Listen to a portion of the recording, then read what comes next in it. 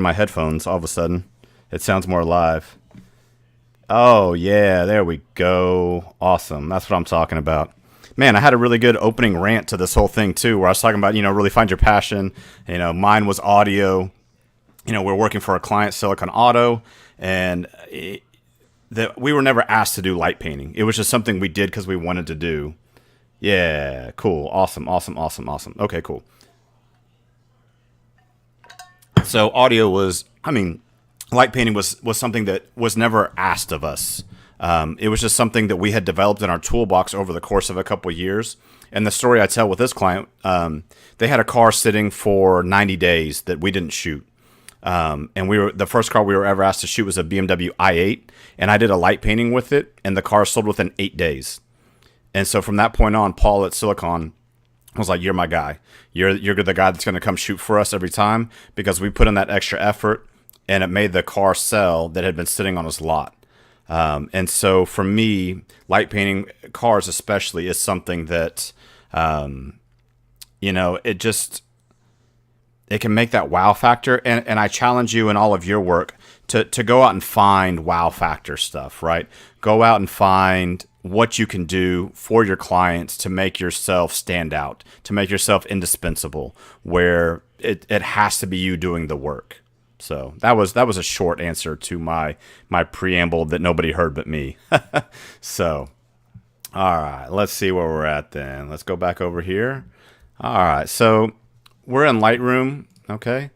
And, I do not need that. We're in Lightroom right now, and this is the light painting file. So we went out and data collected, right? So a light painting is just like a panorama or an HDR or anything else. We're just collecting data. And in this case, let me go through kind of slowly, but we have the body of the car light paint. We have the front wheel. I'm actually missing one. There's a back wheel in there somewhere. Yep, back wheel. Okay, so we have back wheel. We have this green background that I tried. I was going for like a Miami South Beach kind of vibe because that's kind of what the car spoke to me. And I didn't like this one. So I looked at the camera and said, no, that doesn't look right. And then I kind of came up with this teal color. I was like, oh, yeah, that looks right. And so this is going to be our floor. Okay, so we're going to expose this just for the floor here. All right. And then I tried some different patterns. Now, again, this is just me running around behind the car with a light wand. And I was kind of going for like waves, right? I was thinking South Beach, Miami waves. That's kind of what I was going for. I tried it again. I was like, you know what? It just doesn't do it. So then I went simple, right? This Maybach has very clean lines, very elegant lines. So I was like, let's just do one circle. And that circle is actually me just rotating my shoulder with our Nanlite light wand. It's called the Mix Wand 18. And so that's just me and my arm, right? So what we're going to do, we're going to take all of these files, we're going to edit them in Lightroom, and I'm going to show you how some of these tools work. We're going to export them, we're going to open them up in Photoshop, and then we're going to stick them all together. Sound like a fun little journey? Yeah. All right, so the first one we want to get, now, again, all of these were shot, obviously, on a tripod. I was at ISO 50, f8, 20 seconds, okay?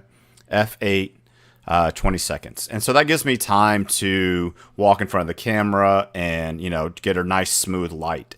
Now, what we're doing with this light wand really is mimicking what a big silk might be able to do, right? So imagine if we had like a big 30 by 40 foot silk that we could place right over the camera and just get those really cool lines going across.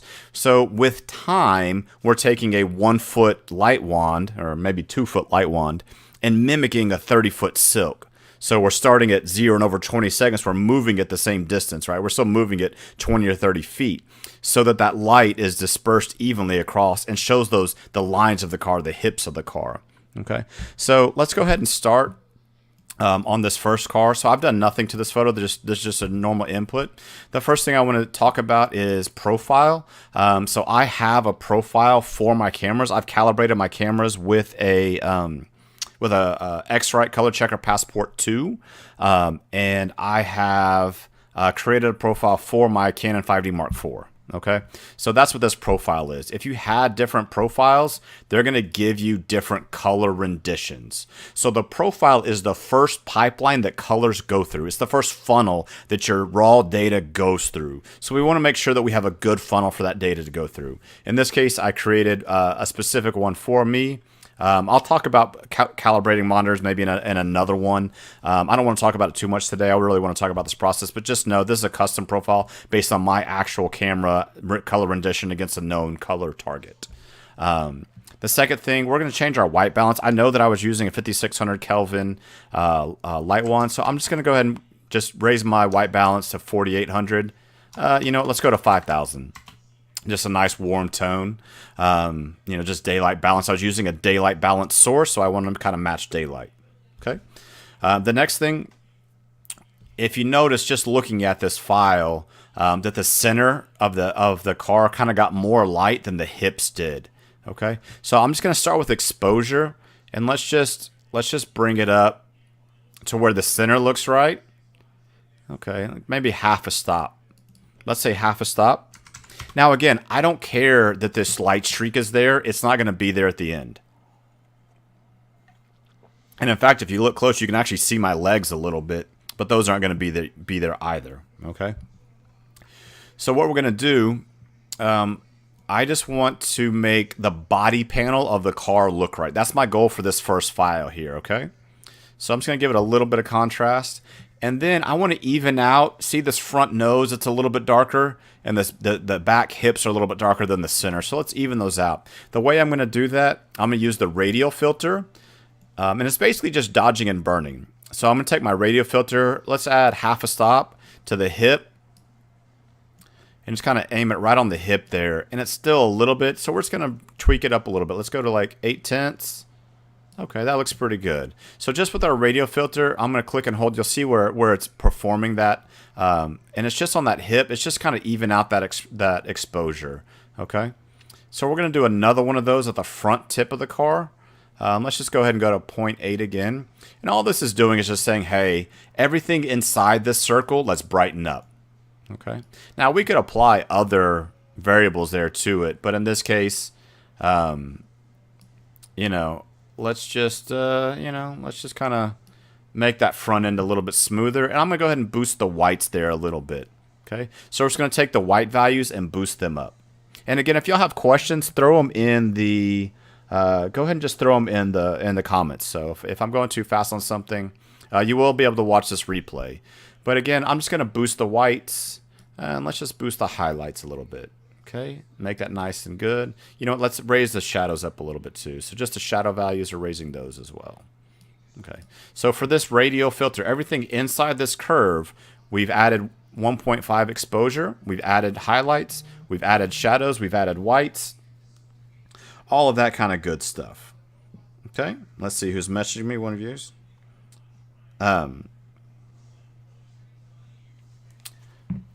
So now the body panel's looking better. You know what? And I think this back one needs to come up just a little bit more. So I'm going to go ahead and just select the pen again. And we're just going to raise the highlights a little bit. And we're going to raise the shadows back there a little bit. Just kind of give it a little bit smoother translation there. Okay. And so now if we hit Y, we can see a before and after. And so on the left is where we started. On the right is where we are now. Yeah, it's looking pretty good. I think my white balance is a little warm, though. I'm going to drop it back down to 4800 Kelvin. Again, some of this, I just used the original one to start. I take a look, and we kind of go, right? There's an article coming out tomorrow on the Patreon. It's about seasoning to taste, right? So much of post-processing, there's no right or wrong.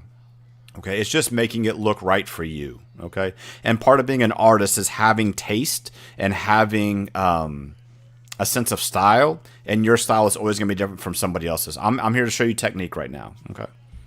So on this body panel, I don't really want to mess with the blacks at all. I'm going to bring up the shadows just a little bit, just to kind of get rid of this kind of middle part right here. I'm just going to smooth that gradient out a little bit. Okay, and then we're going to add Vibrance. I'm going to go Vibrance 20. I prefer Vibrance over Saturation. I think Saturation has a tendency to overwhelm the color channels, where Vibrance is more of a perceptual saturation. So we're just going to make the Vibrance a little bit more there. Let's see what the dehaze might do. Yeah, maybe just a little dehaze. That's a little less, maybe just 5. Cool.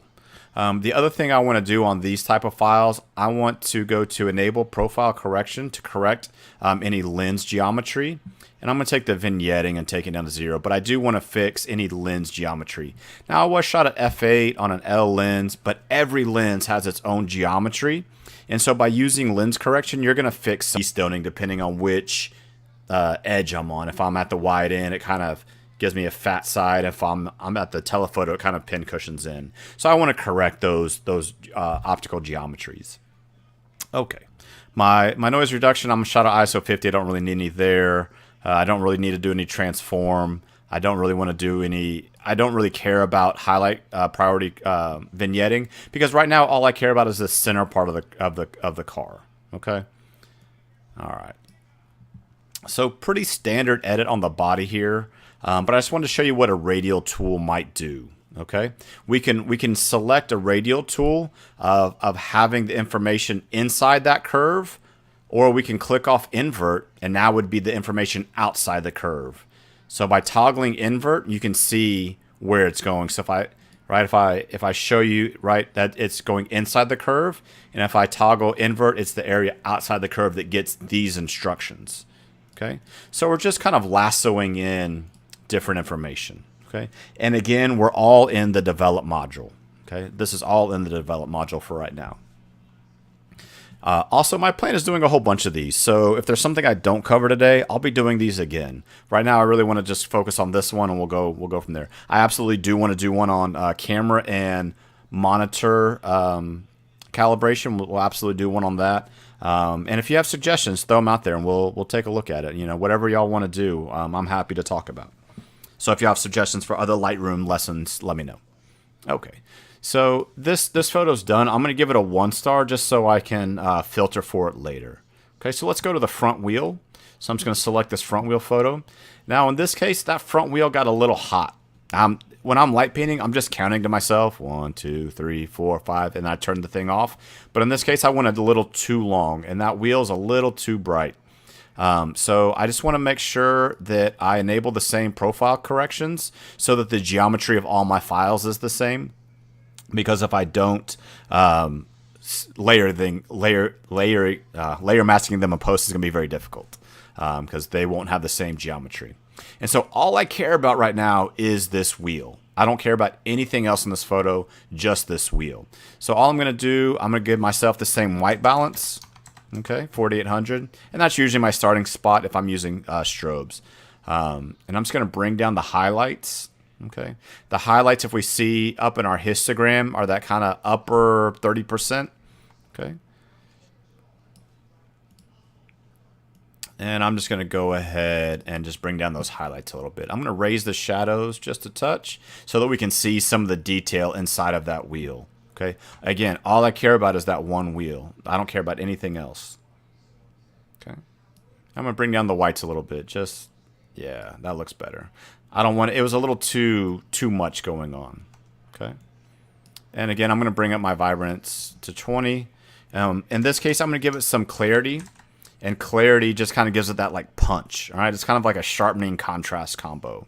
And let's give it a little dehaze, and dehaze is localized contrast. It was meant for getting rid of fog in landscape photos, but people found lots of other uses for it. Okay, so a cool thing I can do, that wheel looks fine to me now. I'm going to go to picture 3, which is just the back wheel, and something that can save yourself a lot of time is if you hit previous. Okay, so what previous is going to do is says everything you did in that last photo, do exactly to this photo. So everything we did in that photo, do exactly to this photo. Okay, so again, now my back wheel's looking pretty close. It's a little bright, and so I'm just going to take my exposure down just a little bit, 0.2 of a stop.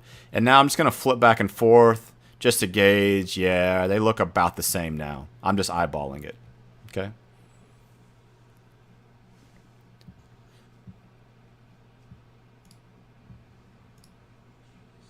All right. Cool, cool, cool. Y'all being quiet. Once we got the audio fixed, I haven't heard any comments. Am I talking too fast? I have a tendency to do that. Got my red diamond sweet tea. We're ready to go.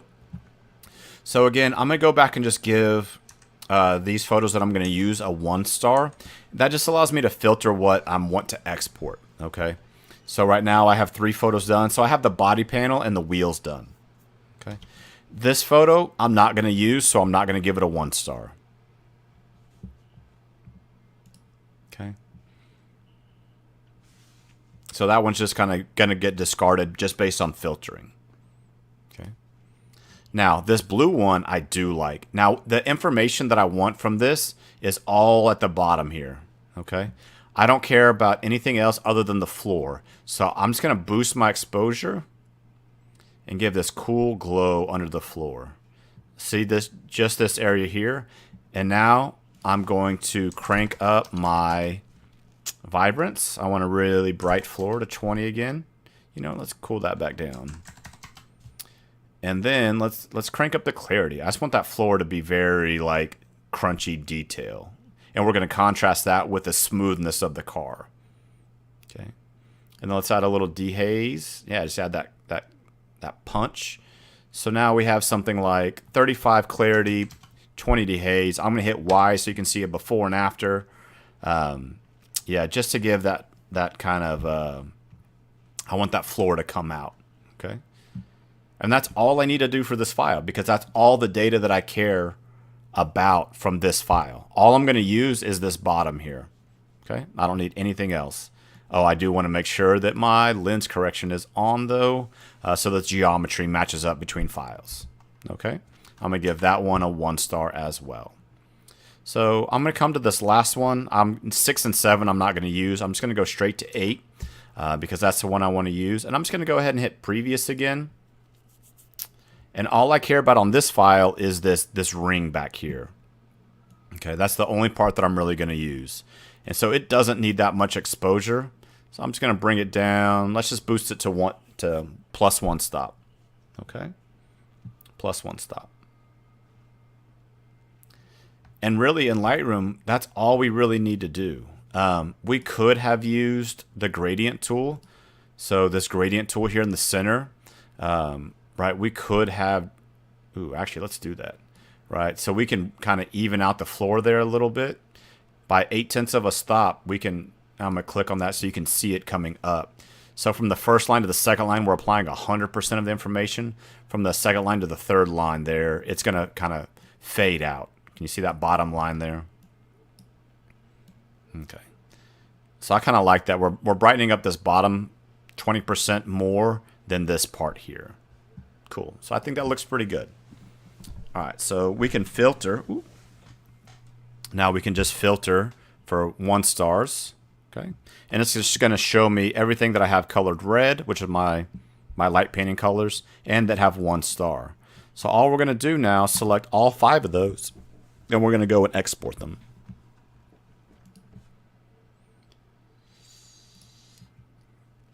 And so I'm just going to call it light paint Maybach S550 stream. Let's call it the same thing for our files. Start number 1000. I like start number 1000 because that doesn't give me any weirdness with some programs. 1s and 10s and 100s, it does weird stuff when it goes. Quality 100%. I'm not going to do any I'm not going to do any image sizing. I will say this image sizing is really powerful for social media. If you just resize the fit long edge and give it like 1600 pixels, you can export a whole bunch of social media size files without having to take them into Photoshop and do a whole bunch of other things. But we're not going to resize. We're going to be working with full res files. And my output sharpening is going to be for screen, and it's going to be low. I don't want to do a whole lot of sharpening. Okay, we'll do that later if we do it at all. So I'm going to go ahead and hit export those 5 files. Let's see what happens next.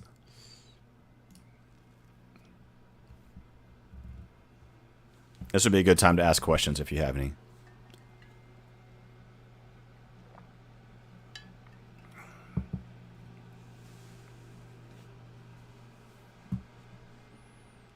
All right. So we're going to be switching over to Photoshop now. I know I said Lightroom Live, but really this was this was really learn how to do light painting more than anything. But the whole series is going to be called Learn Lightroom Live. So we're already breaking the rules on the first one. That sounds like something Josh would do. Okay. So we're going to switch over here to Photoshop. Just want to make sure that my screen's still... Yep. Okay, good. And let's talk about which one to open first. So when you're doing a light painting or when you're doing a layer masking, you kind of want to start with the back file first and then build up on top. Okay, so if we were doing a landscape, we would want to have like the sky as our first file and then build things on top of that. If we think of layer masking as just stenciling, we would want to have the bottom layer, and then we'll put stencils on top to conceal or reveal. All right, so what I would do, I'm going to start with the floor. That's the easiest one for me. And I'm just going to go ahead and just drag it over. And we're going to start with the floor, and then we're going to stack these, okay? So then I'm going to open, this is going to be back behind us there. Okay. And then I'm going to start with the body. Okay. And then we're going to add the front wheel. Ooh. Nope, not that. Add the front wheel. Okay. And then we're going to add the back wheel last. Okay. All right. And so if we look at our files, we're going to have our background file.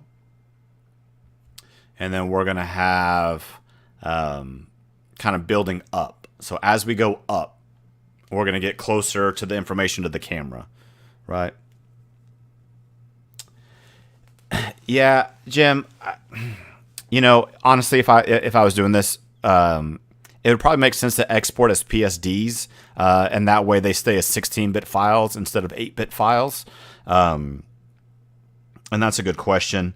I usually just do big exports and then open them up later in Photoshop. But it is certainly valid. There's no quality loss to just right click and send to Photoshop.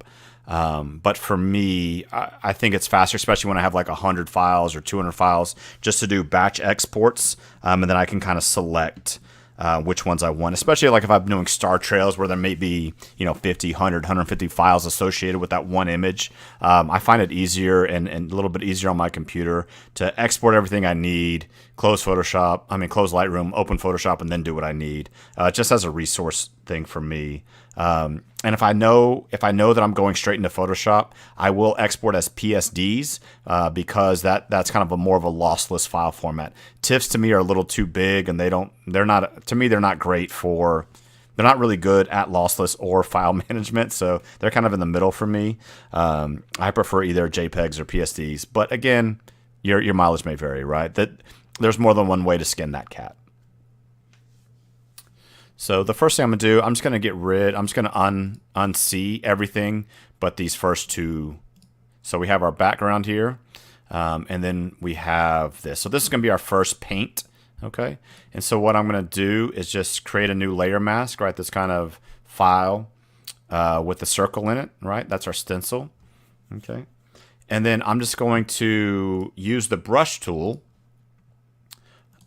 Nice brush, not much hardness. Okay, and I'm just going to paint in the floor. Okay. Whew. Computer struggling a little bit trying to stream and run Photoshop. That's something new to know. Okay, so I'm just going to kind of give a big, really just a big kind of, I'm not trying to be too fine with my painting right now. I'm just kind of painting. Okay, and I'm just getting close, okay? And then I'm going to kind of zoom in a little bit and then refine that, okay? When we get to the car, we'll be using the select subject in Photoshop. Ooh. And if you hit X, it'll switch between black and white. And so now I'm just going to mask out that kind of, I don't even know what it is. It's showing the bulbs from my light wand, and I don't want to see those, okay?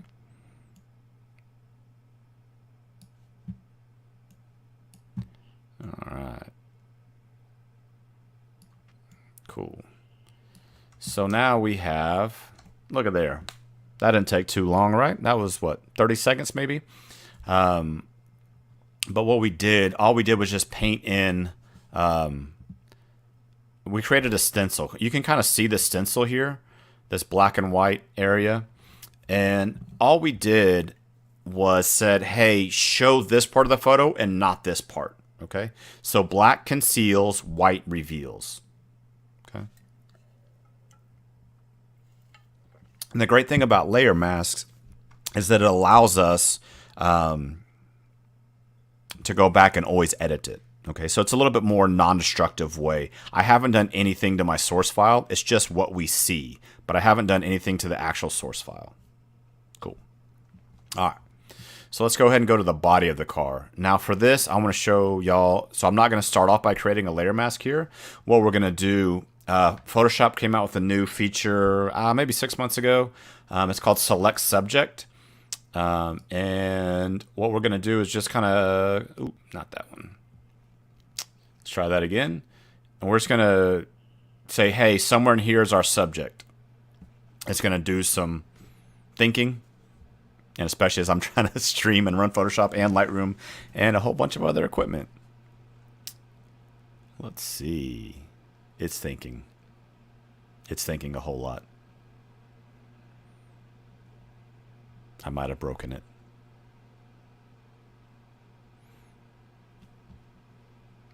This live TV thing is really fun.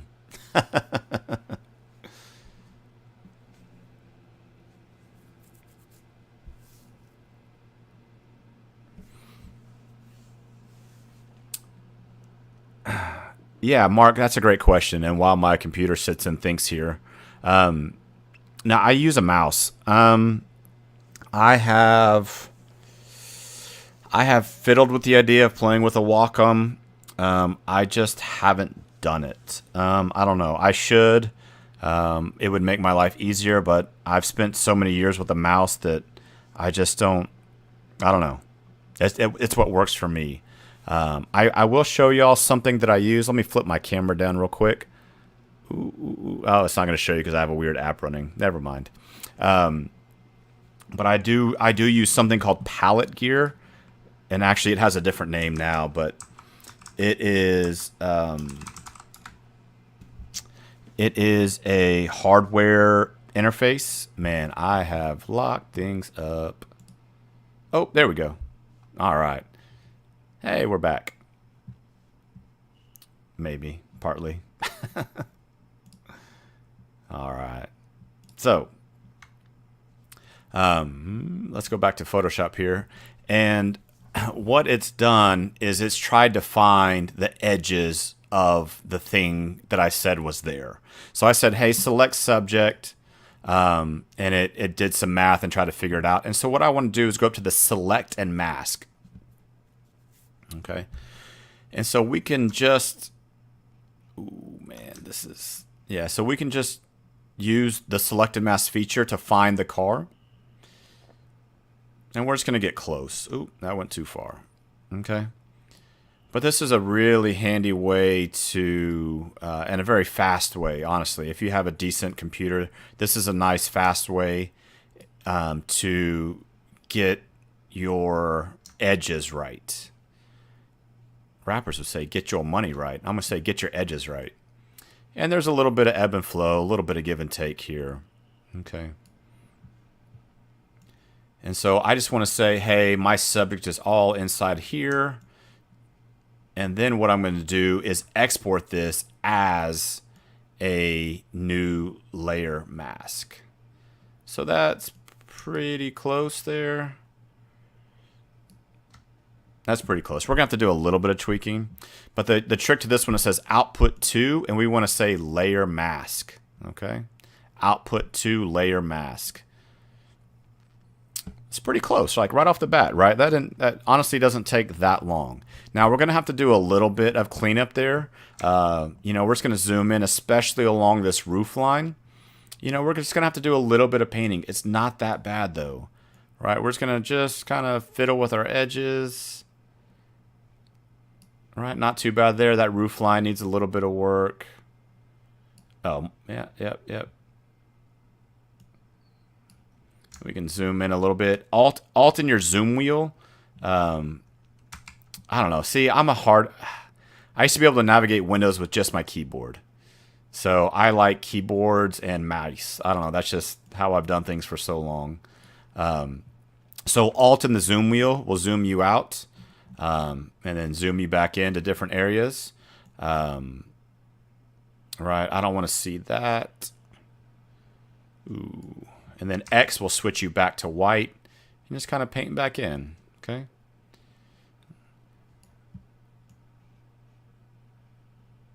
Yeah. And that's why, so my brush, I don't have a lot of hardness because I want to utilize those edges as a way to kind of feather in and feather out. Okay, there's a little bit more right there. I'm going to use a very small brush and just kind of get rid of that little white right there. Okay, so all I'm doing is just layer masking, right? I have done nothing to the source files. Okay. Everything looks good. Just checking edges. Ooh, there's something weird there. I'm not sure what that is. Is that part of the car? What is that? Oh, it is part of the car. Okay, so we want that back in there. Okay, that's a tailpipe right there. Couldn't tell what it was. All right. So as we're looking back, I know there's some red lines. We'll take care of that in a little bit. And so these red dots, that's the back of my light wand. I forgot to tape over it. Okay, now this wheel, right, that looks kind of weird. So let's just get rid of that. We're not going to use that part of the wheel anyway because we have two files just for the wheels. Okay, so we just kind of want to let a little blue come back in. And again, we're just painting in, right? All we're doing is layer masking. If we make a huge mistake, we can just paint it back out, right? Because what we're doing is a very non-destructive way to edit these files, right? I'm not touching my source files. All right, so we're like 90% of the way there already. This really isn't that hard of a process. So again, for the wheels, I'm just going to select my layer, create a layer mask, and in this case, I'm just going to paint it black. So if we go to the paint bucket, okay, paint bucket tool, we're just going to paint this whole layer mask black. And then I'm going to flip over to white, go to my brush tool, give me a little bit bigger brush, and I'm just going to paint in my new wheel. Okay. All right, kind of gives a little bit more spit and polish to that wheel, I think.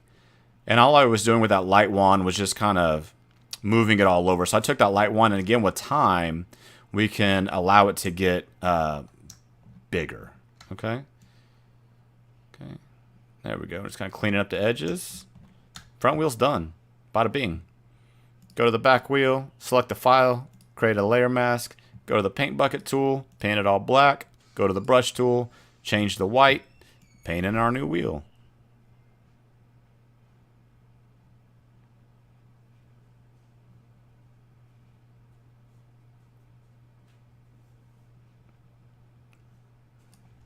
Look at there. Look at there. Nothing too hard, right?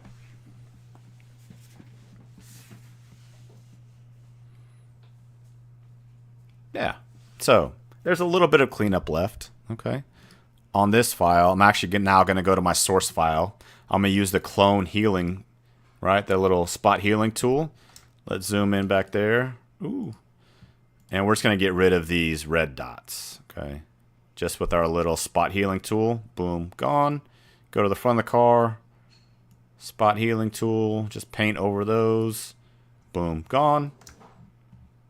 I'm going to look for any areas that I want to get rid of. So on our background file, see this whole floor? You know, I might just want to spot heal some different areas. You know, if there was like a big water stain or something like that, I might want to get rid of. Everything's looking pretty good though. Nothing too outrageous. Look at there. Now, I would save this out as a PSD file, right? I would save this as, you know, something .psd.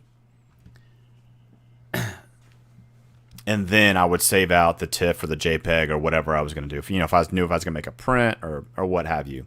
But this allows me, if I need to make changes or I missed something, this allows me to go back and make changes if I had missed something that I just didn't see.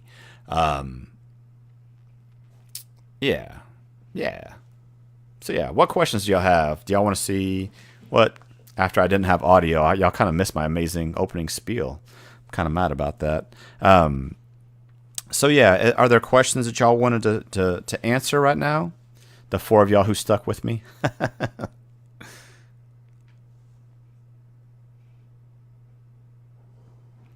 But it's really not that hard once you have a couple key concepts down, okay? Layer masking, selecting our subject. That's such a crucial, those are foundational things in Photoshop that you're going to use no matter what you're doing. You're going to use them over and over and over and over and over again in Astro, in landscape, on product, on portrait, on whatever you're doing. You're going to use layer masking. You're going to use select subject.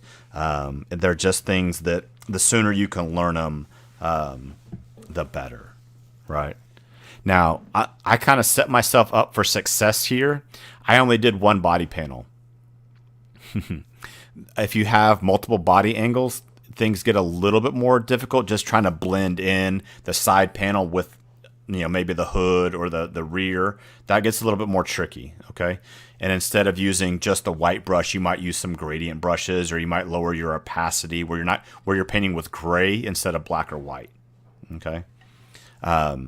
But again, it's the same concept there. It's just maybe a little bit more refined. But this is the easy way, okay? Shooting one body panel that you have to get right, that makes it a lot easier than if you have to do, multiple different panels or windows or whatever. Now, the thing I didn't do, I didn't get a good exposure for my window, and I don't really like it. And in fact, if I scrolled in, I really don't like that this is different, and I might paint that in differently. All right, so this is the good thing about being able to come back, right, and saving as a PSD, right? I may want to come back and paint out, that different colored background, okay? And so I did not set myself up for success by getting a good interior light paint that I could have used, okay? So this area bothers me. It bothers me that I have this stripe there. Oh, I used the clone stamp tool, not the brush tool. Let's try that again.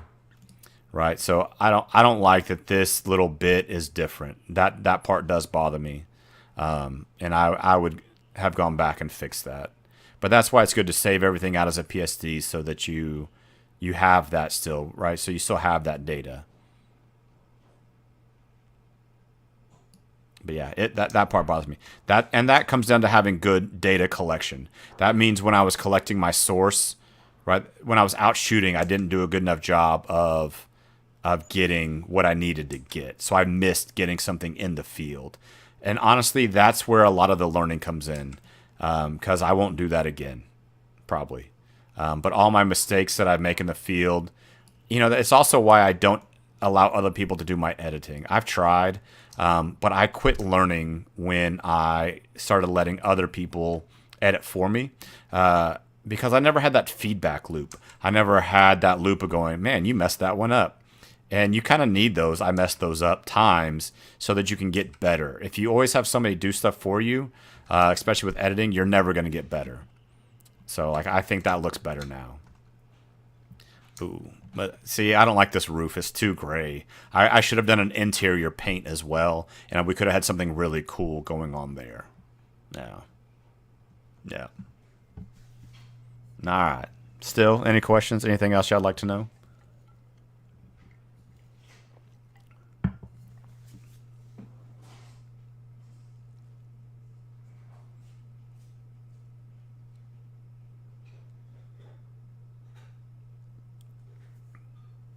Dead air.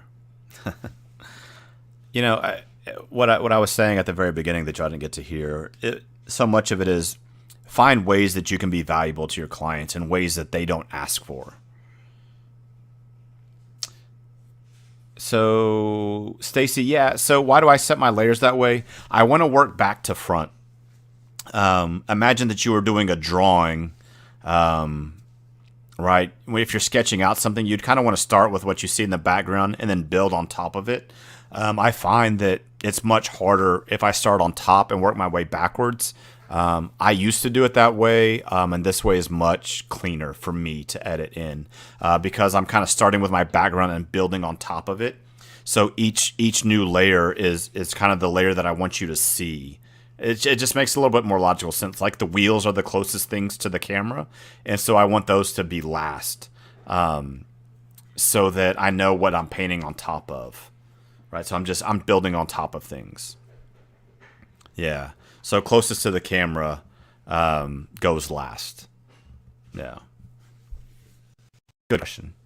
The other thing is, it's finding ways that you can be valuable, right? Whether you're assisting, whether you're helping, whether you're doing, that's how we built our business, was find ways where the people that hired us would never hire anybody else because we did something different or unique or very well, or even, it's not even that you have to do something different, honestly. If you can be on time, courteous, and deliver files quickly, man, that goes... I can't tell you how many jobs we've gotten because we weren't the cheapest, but we were the first ones to respond. And then we got more work, not because our work was necessarily objectively the best, but it was in their hands the first. Yeah, I'm just like Bob Ross, even with kind of this weird hair. Yeah, I'm just like Bob Ross. Exactly. But as a business, for those of you who are trying to run this as a business, delivering things quickly makes up for a lot of mistakes. Yeah.